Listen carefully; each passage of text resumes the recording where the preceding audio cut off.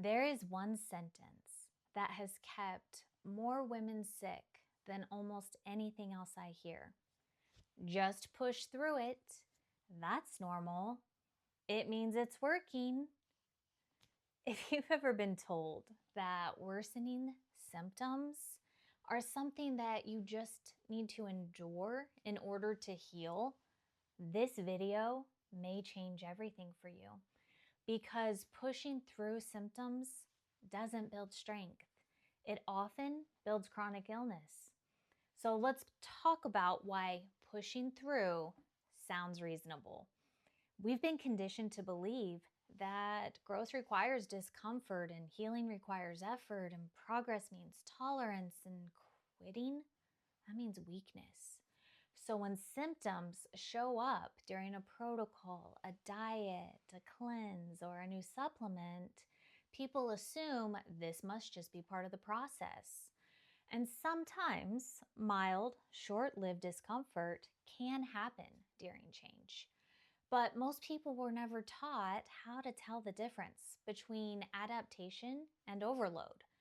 So here's the distinction that almost no one explains. There's a difference between healing discomfort and physiological distress. Healing discomfort is temporary and it generally resolves with rest. It's not going to escalate or feel threatening, versus physiological distress intensifies. It spreads to new systems, disrupts sleep, increases anxiety, and leaves you depleted instead of stronger.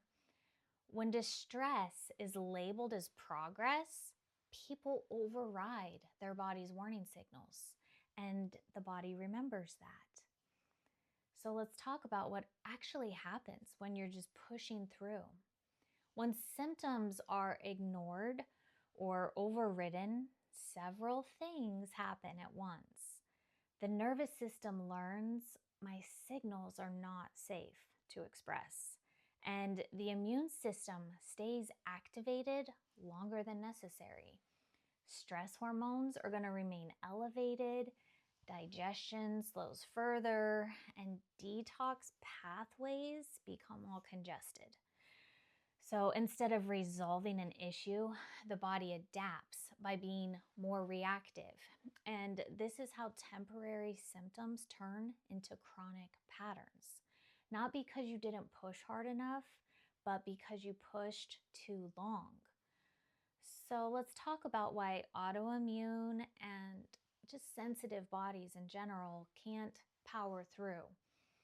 Sensitive bodies don't fail faster. They signal faster.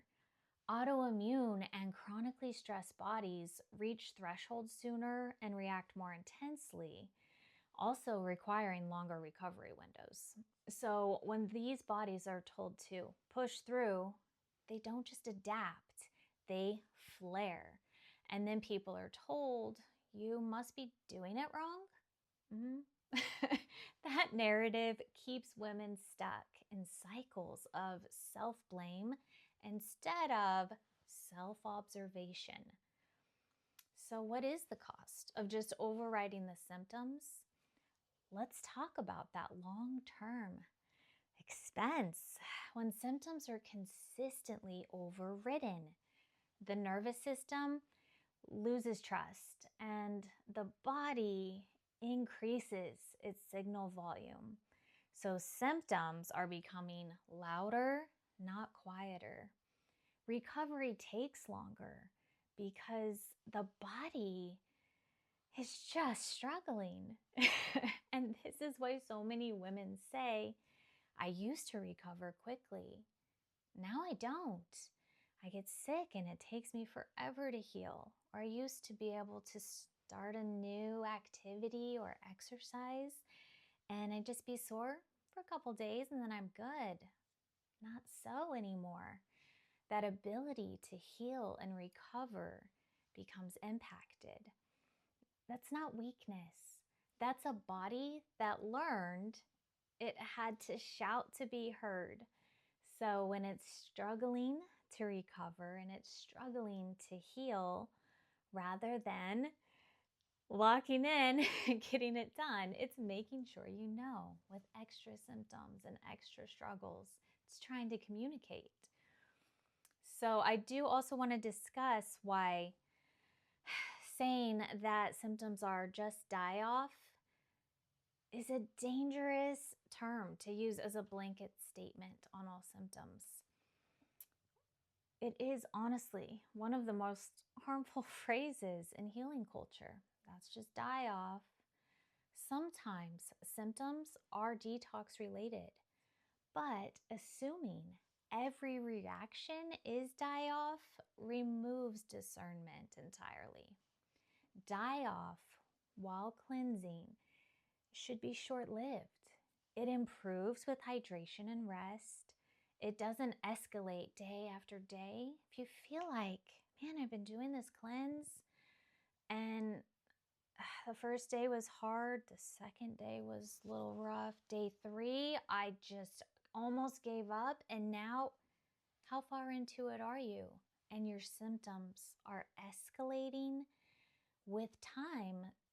On a good cleanse, on a healing protocol, your symptoms should be decreasing, not escalating daily. Also, it shouldn't impair function long term. I will acknowledge I have done a cleanse or a fast and honestly stayed in bed for a couple days. I just said, I'm sick. I need to just be here. And I rested and I slept while cleansing. At times, that's appropriate and needed. But keep in mind, a healthy, gentle cleanse should not be putting you in bed every time you do it. That could be a symptom. That could be your body telling you, this is a little too much. We need to find a different option or do something a little more gentle. Chronic distress, even with good intent, can reduce tolerance to struggles. And by that I mean in your environment emotionally.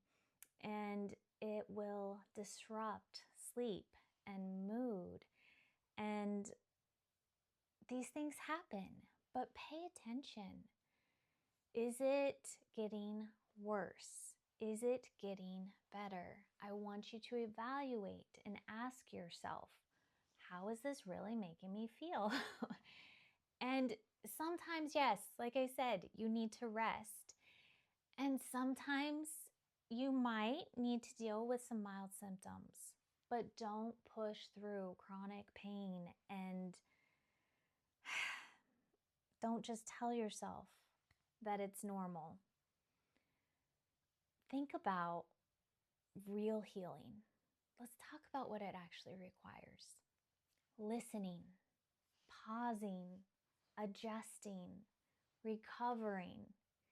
It requires knowledge to step back, not because you're quitting, but because you're protecting capacity. Progress doesn't come from endurance, it comes from regulation. And when regulation is your normal functioning pattern, it allows the body to change safely, regulated change in a safe way. So instead of asking, how do I push through this? Try asking, what is my body asking for right now? That single question changes your relationship with symptoms. It turns fear into information, and information leads to strategy, not shame. In the next video, we're going to talk about the mistake almost everyone makes after a flare and why restarting protocols too soon can keep people stuck in relapse cycles. If this video gave you permission to stop fighting your body, stay with me. You're not falling behind. You're learning how to heal without harm. See you in the next one.